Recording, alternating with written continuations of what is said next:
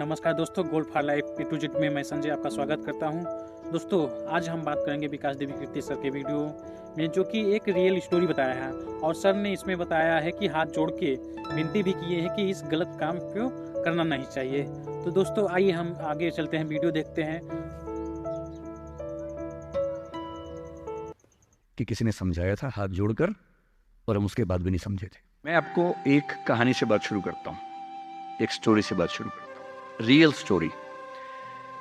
Story से इसलिए कि स्टोरी से बात समझ में ज्यादा आती है। और तो जो कहानी मैं आपको सुनाना चाह रहा हूँ, एक रियल कहानी है।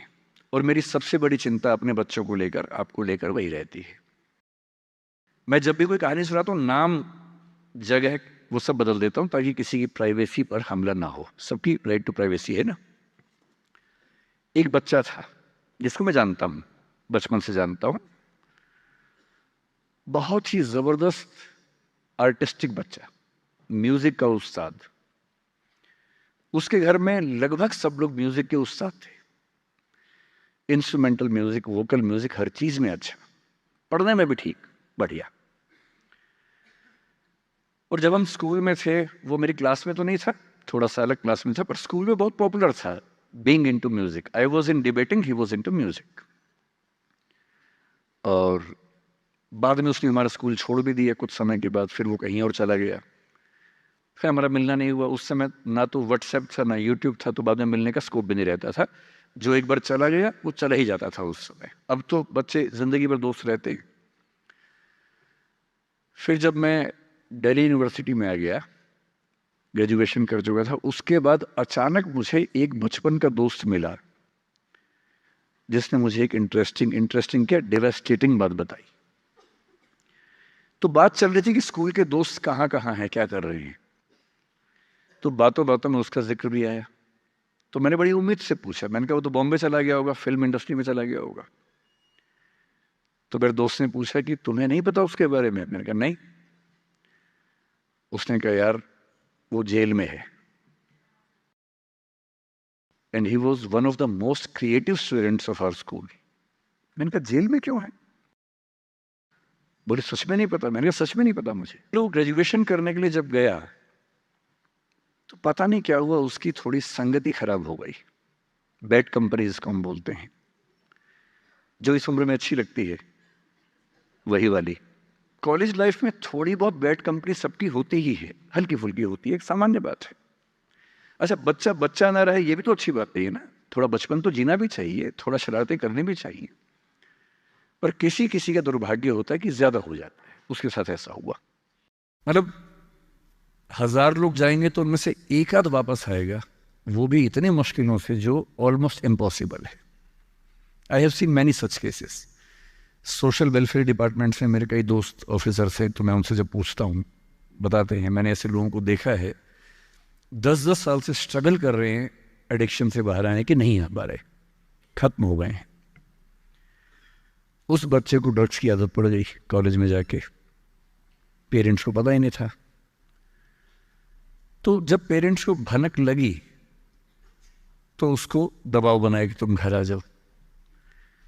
अब वो जिस कंपनी में था, दोस्तों वाली कंपनी में, वहाँ अब ड्रग्स तो बहुत महंगे होते थे, पैसे घर से बहुत कम आते थे, जितने पैसे एक मिडिल क्लास फैमिली दे सकती है।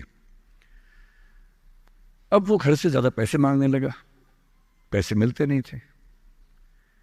उसको अपने ही घर के लोगों पर गुस्सा आने लगा। तो एक बार वो अपने घर आया हुआ था छुट्टियों में, और वहाँ भी वो कुछ कुछ करता रहता था। उसके पेरेंट्स ने उसको बहुत समझाया कि बेटा ऐसा मत करो। और एक दिन इस बात पे झगड़ा बढ़ गया। भाई, आप पेरेंट्स की चिंता समझेंगे आज से 30 साल बाद, जब आपके बच्चे इस एज में होंगे ना, आपकी नानी मर जाएगी उस समय। नानी मरना एक मुहावरा है, इसका मतलब बहुत चिंता में रहेंगे उस समय आप। और उस दिन पता नहीं क्या हुआ, एक झगड़ा हुआ, क्योंकि जो एडिक्शन के शिकार हैं उनका दिमाग उनके कंट्रोल में नहीं होता है। यहाँ तक कि जो ड्रिंक करते हैं, ड्रिंक एक लेवल से ज़्यादा कर लें तो दिमाग कंट्रोल से बाहर निकलने लगता है। ड्रग्स में तो ये एलिमेंट बहुत ज़्यादा होता है। और आधी रात को उसने क्या किया, उसने अपनी फैमिली के 5 लोगों का मर्डर कर दिया। मर्डर। उसने खाने में जहर मिलाया, लगभग सब लोग उससे मर गए। एक मेंबर नहीं मरा क्योंकि उसने खाना खाया नहीं उस दिन, तो उसको उसने अलग से मारा। और ये बात है जब उसकी उम्र लगभग 17-18 साल की थी या 19 के आसपास रहा होगा। उसके बाद वो जेल गया। मुझे उसके बाद से पता ही नहीं कि क्या हुआ,